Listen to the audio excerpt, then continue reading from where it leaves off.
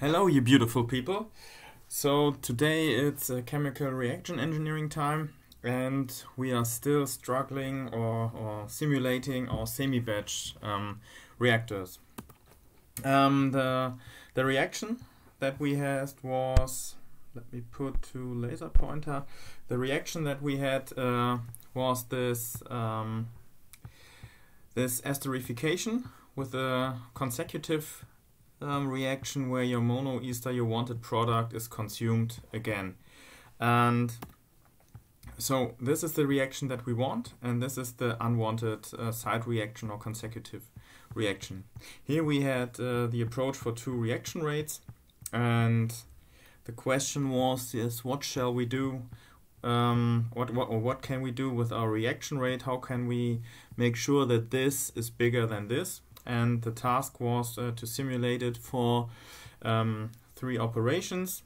So start with a high amount of acid and then continuously feed alcohol to the reactor, then the other way around. And the third option was a pure batch operation of your reactor. What was our first consumption? So the yellow part is the important one.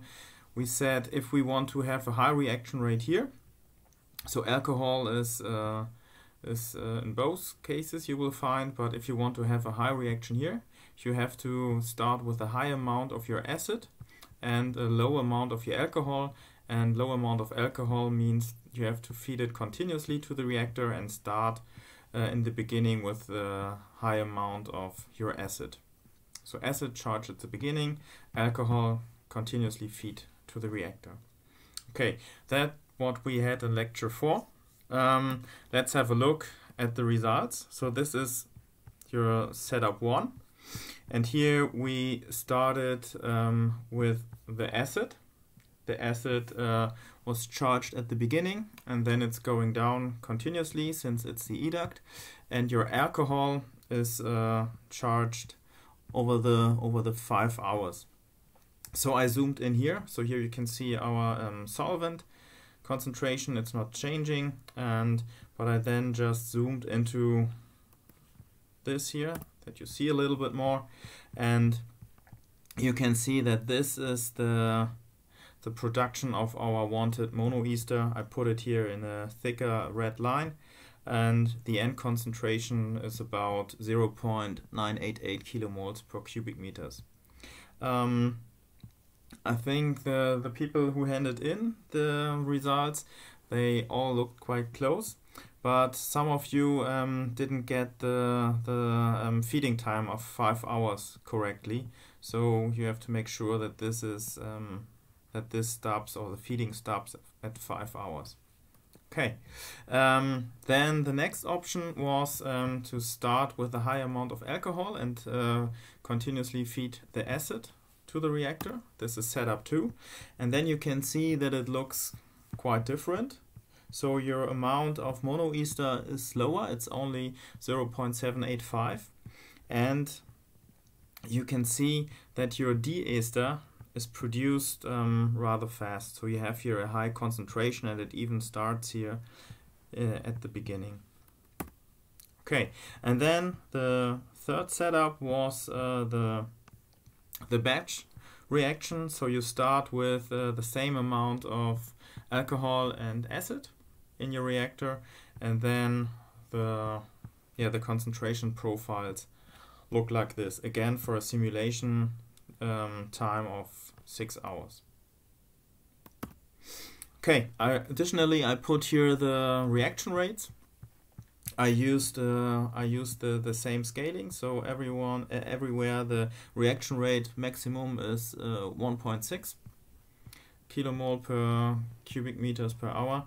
And you can see here that for setup 1 you have a high reaction rate for reaction 1, and then reaction 2 starts very slowly. And if you compare it with setup 2, then you can see that reaction rate 1 is nearly the same height, but reaction 2 starts much faster, and then your monoester is consumed very fast.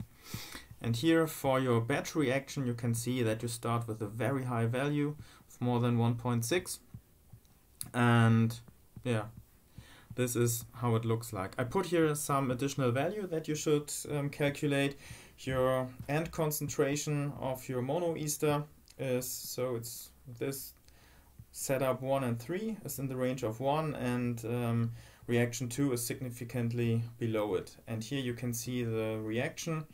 So monoester to diester, this is here the highest value.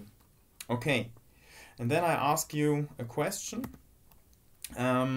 Just if you have a look at it at first glance, what is the best setup?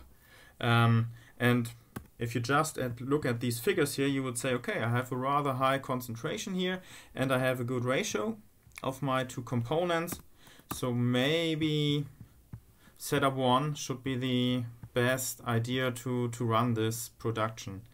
But when I thought a little bit about it, then I would say, okay, if you're a production engineer, so what are the things you want to optimize?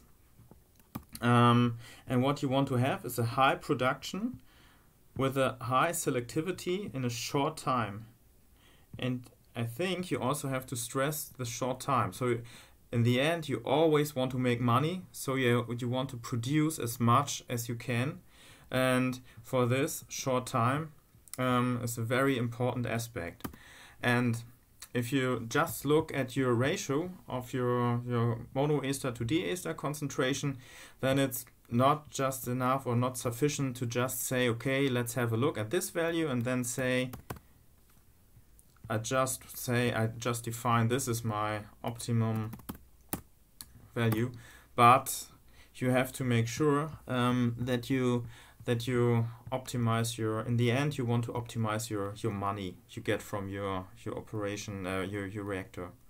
And when you look at setup 3, I think you can see quite clearly that after 2 hours or so, or let's say at 3 hours, it's even more obvious. So your concentration is rather not changing anymore of your wanted product. So if you say, okay, let me optimize the throughput of my reactor, then maybe we should have a look at setup 3. And here I choose a different plot. What I did here is I put on the x-axis, I put the concentration of the monoester. So this is the concentration of our product that we want to have. Here I put the ratio of our two things.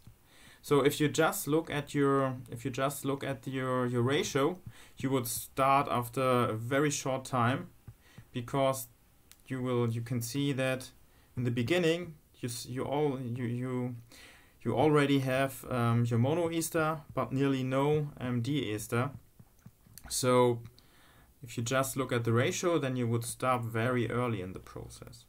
Okay, and what I put additionally, I just choose 3 time steps in between, and here you can see that after 2 hours you end up with a rather high concentration.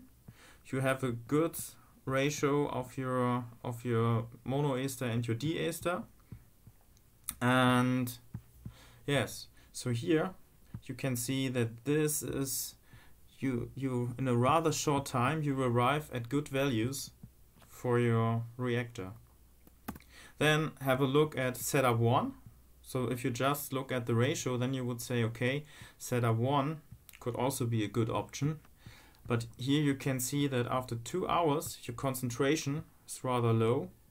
You have a high ratio, but your concentration is low, so you don't want this point. If you then wait for 3 hours, then your concentration is still rather low. And yeah, if you wait for the full 6 hours, then you have your end concentration. You have a little bit higher ratio, but your concentration is lower than for the pure batch operation. Okay, and then I think it's quite obvious that setup 2 is the worst you could do. So that's why I put it just here in the small overview. If you look at this, then your ratio is low, your concentration is low, so you don't want this. But if you take in the position of a production engineer or manager or whatever, if you want to earn money, then you would say, okay, here I can stop my process after, let's say, 2 hours or 3 hours or whatsoever. Then I would have a high concentration, a high ratio, and a really short production time. So I would say that this is a good option.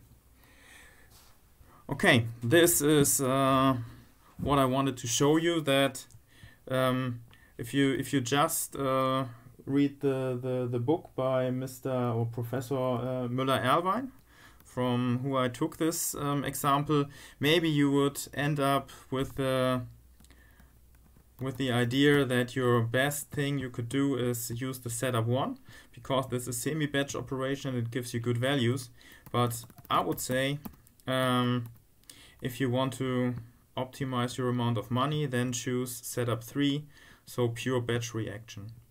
Okay, so since now I showed you something new with the semi-batch reactor, and then we found out that it's not the best option, so it's not such a satisfying result that we got, and that's why I thought of a new worksheet for you, where hopefully a semi-batch gives the best result. So this is taken from Mr. Levenspiel. The book is called Chemical Reaction Engineering. And what shall you do? We have 2 parallel reactions, so our products A and B can form whether C or D, and we want to have C and not D. And here the reaction rates now look like this. So here the exponent is not just a simple 1, so it's not order 1 for each component, but this is rather fancy ones. And then you have these weird units here, but don't be scared by this. Then again, you can read it by yourself. These are all the numbers given here. So basically you could use your code from the last semi-batch reactor. You just have to change it a little bit. This shouldn't be too hard. And then again, we want to run 3 setups. We start with B to charge it as in the beginning, and then have a continuous feed of component A. Then we change it, we start with A and feed B continuously, and third option would be pure batch operation. And for this, you again simulate the concentration profiles. I know how you do it. I hope you know how to do it. Then say again, what is the best option for this reaction type? Justify your choice. You should also have a look at the reaction rates. Maybe you can find something out with the reaction rate, like we did here on the first slides, that you can say, okay, what do I have to do? And then here we are only talking about batch or semi-batch operation. Can you do something similar with a continuous stir tank reactor, with a plug flow reactor, with tanks in series? And if you say yes, it's possible, if you say it's possible, then sketch your layout of your feeding strategy. So how can you make sure that you can operate your continuous reactors in a similar way as this semi-batch operation?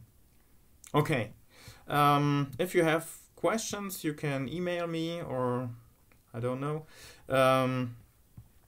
And yes, upload your answers to the email room, PDF file again, and then the deadline would be Tuesday, 7th of April. So yeah, hopefully this is enough time for you. Otherwise, you can also drop me a message. Okay, thanks for listening and good luck for this new worksheet.